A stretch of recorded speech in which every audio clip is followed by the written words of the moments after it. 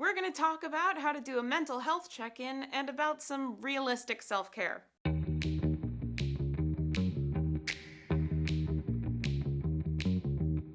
This video is really good for people who are managing their own mental health, but it's also good for people who are looking for ways to support those they love by reminding them about some stuff or checking in. A lot of these are going to sound very neurotypical and they're going to sound overly simple. I'm not going to start asking if you've tried yoga or consider just not being sad. I promise I'm speaking from a place of managing this myself, and you can pick and choose what you're able to do from the list. Self-care isn't just making yourself a cup of tea or taking a bath, though those are some pretty great things to do.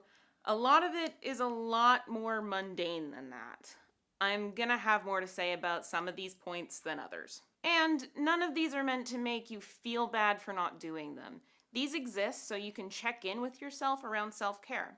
When I'm in the thick of it, I often forget that there's some real-world steps that I can take that will make me feel better, or I decide that these things are too simple and couldn't possibly make me feel better. I'm very wrong on that point whenever I think that. So, here is 8 things to ask the next time you're in the middle of a garbage feeling. Have I had any water today? When was the last time I ate? Yes, it's basic, I get it, but let's review the facts. Your body is a machine that is infinitely complex and runs on less electricity than your cell phone. Eating and drinking water regularly isn't going to cure your mental illness, but if the thing that's carrying you around all day is on a half tank of gas 100% of the time, you're going to feel like trash. It kind of goes like this. Recovery is unachievable. I will never know life without pain. I want to lie on the floor and cry for the next 6 hours. I am the image of health itself, goddess of springtime. Through hydration and therapy, all things are possible. And I get that that's a joke, but some days it's not even an exaggeration. If this is something that's difficult for you, I recommend the following. When you're grocery shopping, buy food that you can eat without prepping. Yes, this includes chips. As much as eating healthy is the ideal, it is better to eat something than nothing. I used to stop myself from eating because I didn't have the energy to cook anything healthy, but not eating isn't healthy either. Buy some meal replacement shakes to keep around the house. This way, you're at least getting your vitamins. Speaking of vitamins, find some sort of daily multivitamin you can take. Even if you don't remember to take it every day, something is better than nothing. I personally opt for the fruit gummy kind.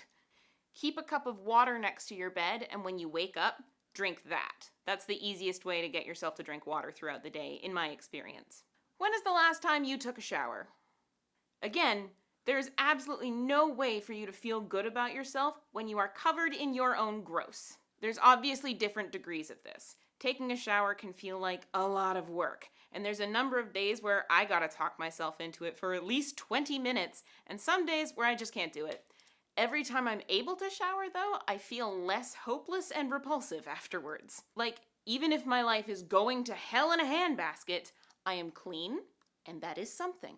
On days when showering is doable, consider using a moisturizer or something that smells really nice. You've earned it. If you're feeling extra spicy, you can even change your bed sheet. That's always a bit of a race against the clock for how much energy you might have, though, so the risk is that you end up sleeping on a bare mattress for a few nights.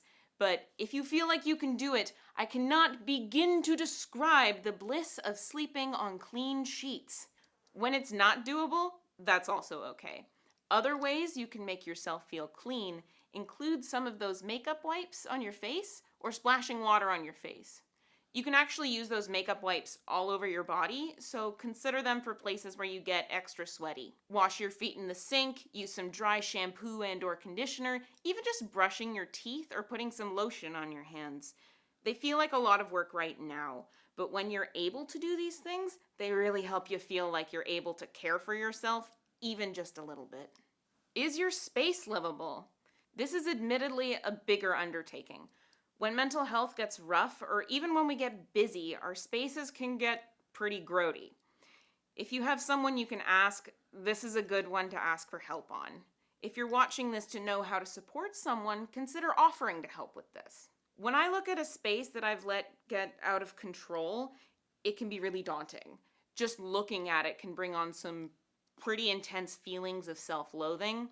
It's hard to motivate yourself to do it when your lack of energy caused the mess and it takes more energy to clean it up.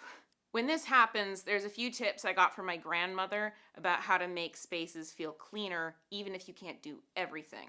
First, gather all the garbage and put it in the garbage can. Recycling is very important now more than ever, so I encourage you to do this as much as you can. But if this is going to be a hindrance to you getting it done, this is me giving you permission to just throw it out. If you're able to take the garbage out same day, that's great. But if you can't, the important thing is just that the garbage ends up in the garbage. Second, dirty laundry in the hamper. Same with the garbage thing. If you have some clothes that you feel probably don't need a wash yet, I am giving you permission to throw them in there. Again, we really want to reduce the amount of water that we're using and the effect on the planet, but to fight climate change, you need to be functional. Feel free to throw it in there. Finally, putting the dishes in the sink or the dishwasher if you have one. You don't even need to clean it right away. Another thing my grandmother suggested to me was having a plastic basin next to the sink that you can put your dishes in to soak, so you can keep using your sink. You can get these from the dollar store. This can feel like a lot, so something I want to make sure you know is that you don't have to do all three of those things. You can pick and choose, doing as many or as little as you like. It helps me to remember that all of these are just picking something up, putting it down a few feet away. Some days I just can't do it, but breaking it down simplistically really helps me. Other things that can help make your space feel more livable are open a window or the blinds, light some incense or a candle, water your plants, make your bed by straightening out your duvet, use lighting that isn't just overhead lighting. When's the last time you did something nice for you? These can be little things, or they can be big. Some days doing something for me means painting my nails or eating a cupcake.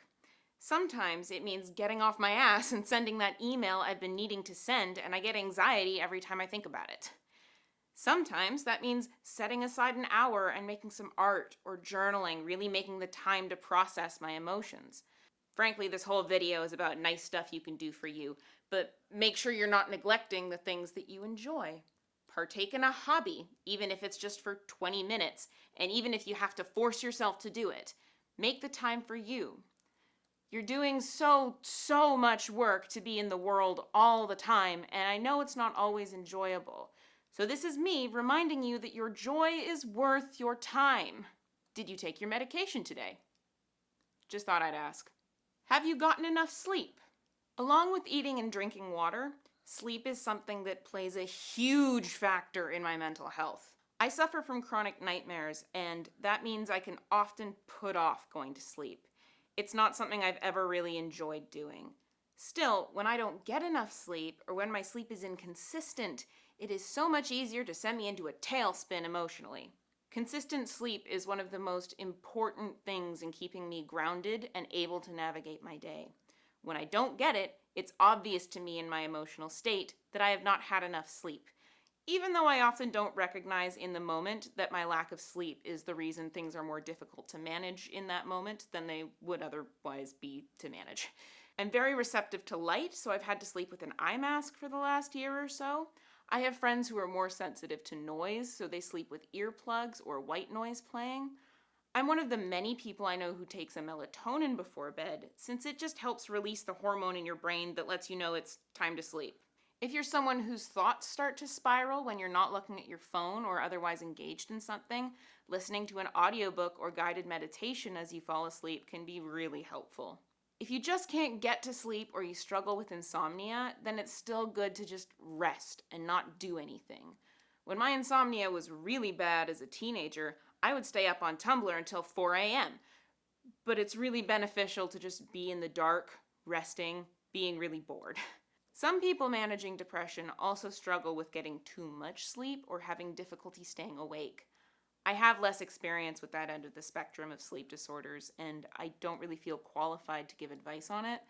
If you have anything you've found helpful, be a friend and leave your tips in the comments. Have you moved your body? I know I promised I wouldn't suggest yoga, but I gotta mention this. I have spent a lot of my life feeling really uncomfortable about existing in a body. On top of that, I struggled socially for most of my school life, which meant that a gym class which focused around team sports, not happening. Whenever I mentioned to any adult that I was dealing with depression, for most, diet and exercise were the only things they could suggest to me, which at the time I found radically unhelpful. It's still radically unhelpful, but now that fewer people are trying to shove it down my throat as the solution to all my problems, it's easier for me to recognize it as a piece of the puzzle. I started running one day after a particularly intense therapy session. I was so angry, and all I wanted to do was literally run from my problems. Anger turned into a really great fuel for me to exercise, and I turn on some death metal and I just go. By the end, I'm not angry anymore. Another form of movement I really enjoy is I go dancing. There's regular social dances around my city, and it's a great way to connect with people and move my body in a way that doesn't feel like I'm exercising, even though I am. Now this one, I'm aware that motivation is going to be a huge factor. Working out for the sake of working out is not fun for most people. I'm not telling you that you have to do that. What I am saying is that anytime I have been in fetal position for 2 days watching anime and staring at the ceiling, I feel a lot worse than when I make myself go on a 10-minute walk around the block. You don't have to really get those endorphins pumping, but just remember, your body is the thing that makes the happy hormones go wee, and it's hard to get out of the funk when it is completely immobile in the dark. It won't solve the problem, but it will make it easier to exist in this corporeal form. When did you last reach out? For many, this is the hardest part. These days, this is the hardest part for me.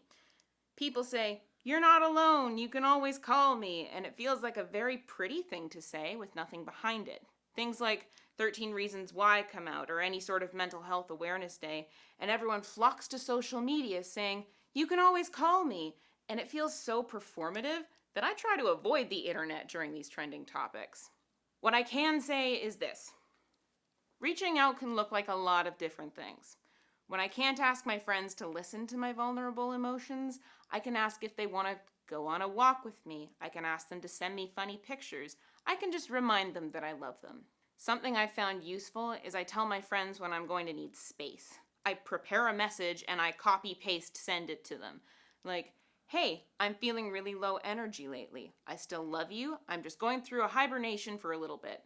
Feel free to poke me if you want to hang out in a low energy format," or some variation of that. If I do need to vent, I reach out to a friend individually and say, "Hey, I need to vent about my day. Do you have the energy?" So I'm not just blindsiding them. It A, helps them feel like I'm respecting their space, and B, helps me feel like I'm not a burden to them because they've told me they can handle this. If your friends are busy or unavailable, there's crisis lines, therapists, youth workers, drop-in therapy, journaling, putting on an ASMR video or Twitch stream in the background so you just have another voice around to get you out of your own head. If you're watching this as a way to learn how to help someone else,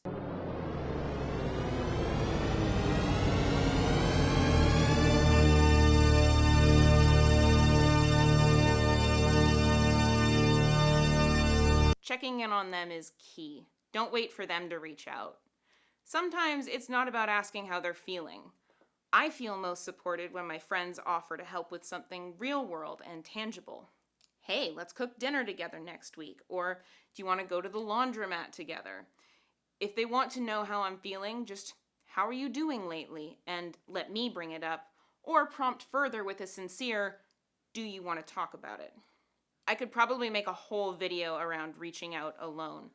There's a lot more to say about this on both ends of the reaching out, but that's the gist of it. The nice thing about this is it gets you back into the world and reminds you that you don't actually have to do this entirely on your own.